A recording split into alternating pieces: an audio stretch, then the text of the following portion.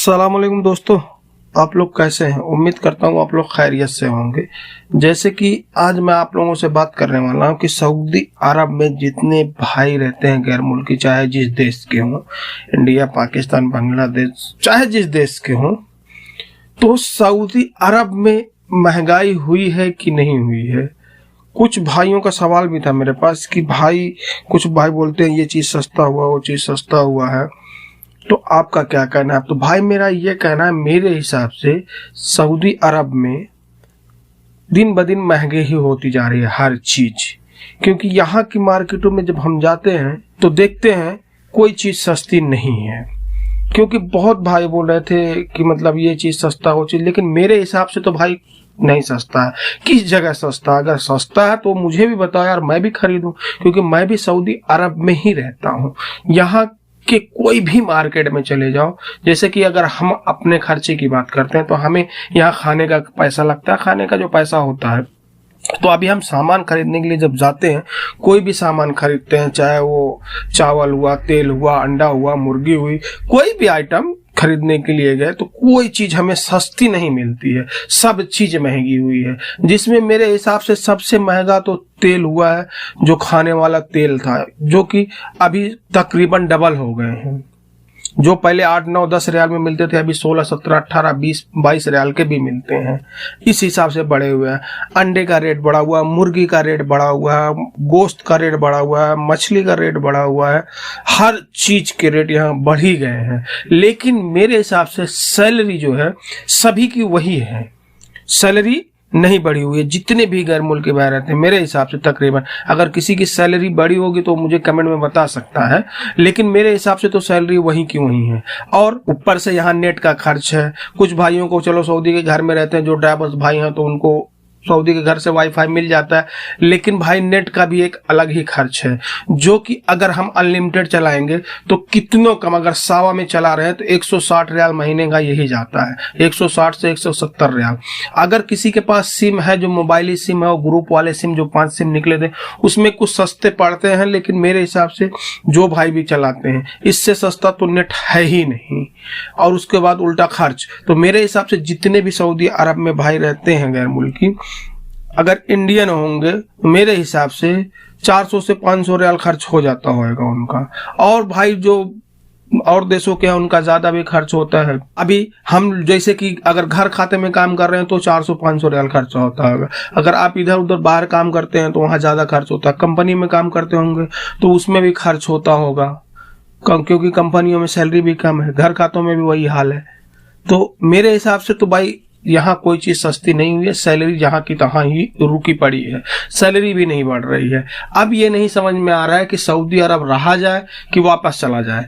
मेरे तो बिल्कुल ही समझ में नहीं आ रहा है, क्योंकि सैलरी जहां की तहां है और खर्च डबल हो गया है।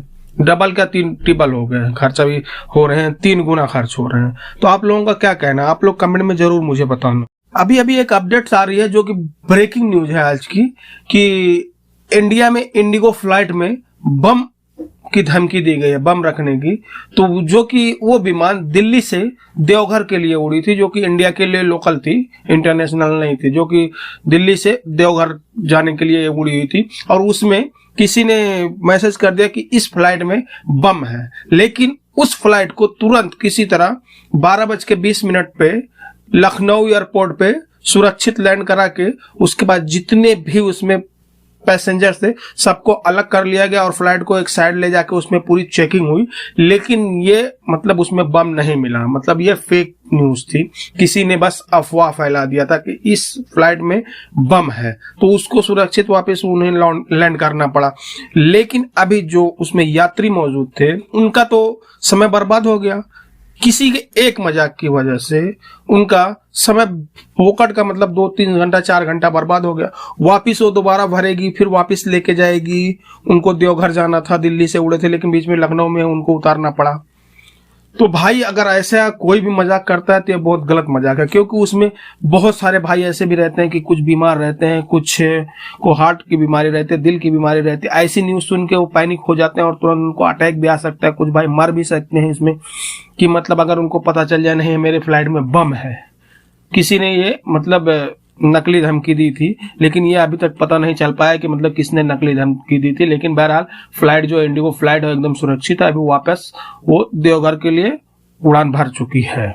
अगली अपडेट सऊदी अरब के ministry of human resource and social developments की तरफ से आ रही है। उन्होंने एक जानकारी शेयर की है, जो कि उन्होंने बताया है कि कुछ ऐसे पैसे हैं जो कि कपिल ही चुकाएगा, मतलब वो कामगार नहीं दे सकता है पैसा। जैसे कि वो पैसा क्या है, जैसे कि अगर कामगार के कॉन्ट्रैक्ट की समाप्ति के बाद अपने देश जा रहा है तो उसे रिटर्निंग का टिकट का खर्च कपिल ही उठाएगा। सऊदी लेबर लॉ के आर्टिकल 40 यानी 40 के मुताबिक गैर मुल्की कामगार के रेसिडेंट यानी इकामा और वर्क परमिट का शुल्क, इसके रिन्यूअल में हुई देरी की भरपाई, ये सब कपिल ही करेगा। इसके अलावा गैर मुल्की कामगार को एनुअल फीस, इकामा fees, exit reentry, visa fees और प्रोफेशन बदलने में जो भी पैसा लगेगा ये सब कपिल या कंपनी भरेगी। और अगर आप काम पर से जा रहे हैं तो इस बात का भी ख्याल रखें कि आपके साथ धोखा ना हो और आप अपने कपिल को अच्छी तरह से अपनी जिम्मेदारी है आपका कपिल। तो ये समझ लीजिए अगर आप फाइनल जा रहे हैं यहाँ से तो आपका जो बोनस बनेगा वो भी आपके कपिल को देना ही पड़ेगा।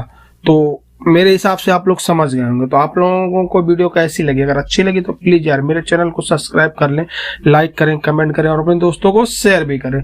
फिर मिलते हैं इंशाल्लाह किसी नेक्स्ट वीडियो में, तब तक के लिए अल्लाह हाफिज।